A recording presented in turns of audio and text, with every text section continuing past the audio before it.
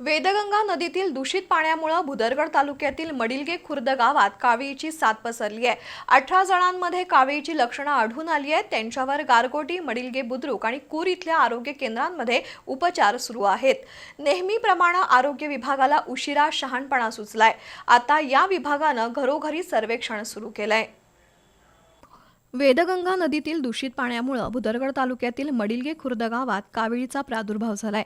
गेल्या 4 दिवसात कावीळीचे 18 रुग्ण सापडले आहेत। मोठ्या प्रमाणात साथीचे रुग्ण आढळल्यानं आरोग्य यंत्रणा खडबडून जागी झाली आहे। ग्रामपंचायत आणि आरोग्य विभागाच्या माध्यमातून घरोघरी तपासणी मोहीम राबवली जाते। रक्त तपासणी आणि सर्वेक्षण सुरू झालंय। बाधित रुग्णांवर गारगोटी उपजिल्हा रुग्णालय तसंच मडिलगे आणि कूर इथल्या प्राथमिक आरोग्य केंद्रात उपचार सुरू आहेत।